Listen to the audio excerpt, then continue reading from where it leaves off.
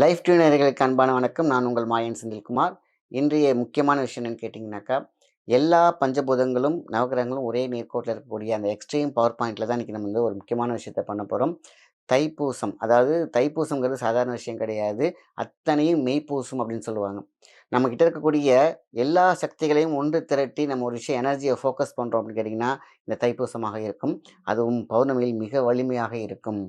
இந்த நன்னாளில் நம்ம செய்யக்கூடிய ஒளி அலை ஒளி அலை ஒளியும் ஒளியும் அப்படிங்கும்போது இந்த மந்திரமும் மந்தியை சேர்ந்த நம்ம உடம்புடைய திறனும் சக்தியாய் மிக சக்தியாய் மாறும் பொழுது நம்ம நினைக்கக்கூடிய நடக்கக்கூடிய விஷயங்கள் வெற்றிகரமாக அமையும். அதான் இன்னைக்கு நம்ம முக்கியமா 12 ராசிக்காரர்களுக்கும் உள்ள மந்திரத்தை பார்க்க போகிறோம். இது எல்லா பௌர்ணமியிலுமே நம்ம செய்யலாம். ஆனால் இந்த தைப்பூசத்துல வரக்கூடிய இந்த முருகனுக்கான அந்த அந்த ஒரு சக்திக்கான அந்த மிகப்பெரிய ஒளி அலையோடு இருக்கக்கூடிய இந்த தைப்பூசம் அப்படிங்கிறது சாதாரண விஷயம் கிடையாது. நான் சொன்னேன் பார்த்தீங்களா, 9 கிரகங்களும், அதேமாரி பஞ்சபூதங்களும் நேர்கோட்டில இருக்கக்கூடிய நம்மளுடைய அத்தனை சக்திகளையும் மிளிர வைக்கக்கூடிய சக்தியான நாள் தான் தைப்பூசம். இந்த தைப்பூசத்தில ஏன் காவடி எடுக்கிறாங்க, பெரிய பெரிய முருகனுக்கு கும்பிடுறாங்க, அதுமாரி குருமார்களுக்கு ஒளி அலைகளோடு மாலை சாத்துறாங்க, மனசார குலதெய்வங்களுக்கு வேண்டிக் கொள்றாங்க. என்னன்னு கேட்டீங்கன்னாக்கா, இந்த நன்னாளில் நம்ம இத மிஸ் பண்ணவே கூடாது. ஏன்னா வார்த்தைகளுக்கு சக்தி உண்டு. அதான் சொல்லுவாங்களே, அந்த ஆல்ஃபபெட்டிக்ல சொல்லுவாங்க. அதாவது நம்ம நியூமராலஜி அப்படின்னு சொல்லுவாங்க. அந்த ஒவ்வொரு எழுத்துக்கும் ஒரு சக்தி இருக்கு. இந்த நியூமராலஜி அண்டு பிசிக்காலஜி நம்மளுடைய ஆன்மீக ஆலஜி அப்படின்னே சொல்லலாம். ஏன்னா, ஆன்மீகத்திற்கு மிகப்பெரிய ஆழமான மீகம் இருக்க வேண்டும். அதான் அன்பு, காதல், பற்று, சரணாகதி.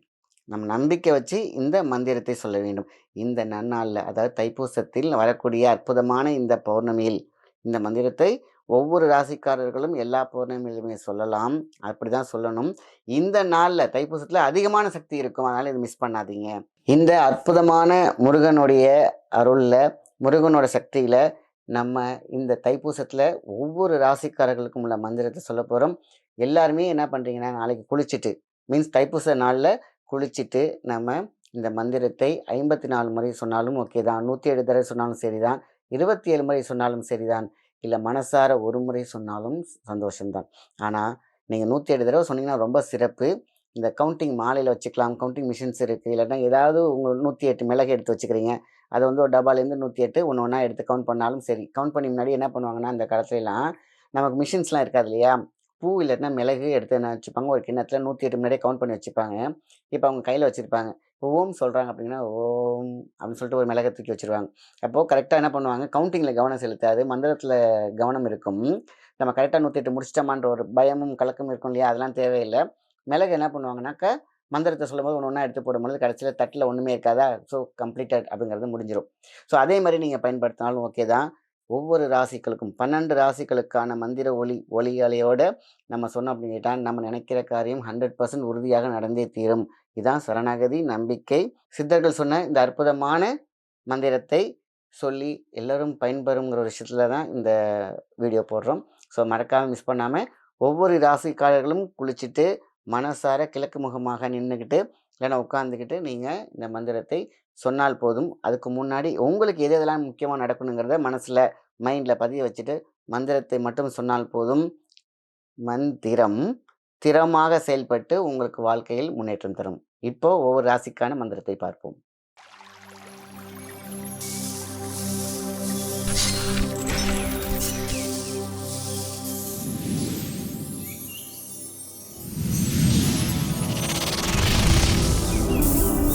நீங்கள் பார்த்துக் கொண்டிருப்பது லைஃப் டியூனர் தமிழ். மேஷம் ஓம் ஐம் க்ளீம் சௌம். ரிஷபம் ஓம் ஹ்ரீம் க்ளீம் ஸ்ரீம். மிதுனம் ஓம் ஹ்ரீம் ஐம் சௌ. கடகம் ஓம் ஐம் க்ளீம் ஸ்ரீம். சிம்மம் ஓம் ஹ்ரீம் ஸ்ரீம் சௌ. கன்னி ஓம் ஸ்ரீம் ஐம் சௌ. துலாம் ஓம் ஹ்ரீம் க்ளீம் ஸ்ரீம். விருச்சகம் ஓம் ஐம் க்ளீம் சௌ. தனுசு ஓம் ஹ்ரீம் க்ளீம் சௌ.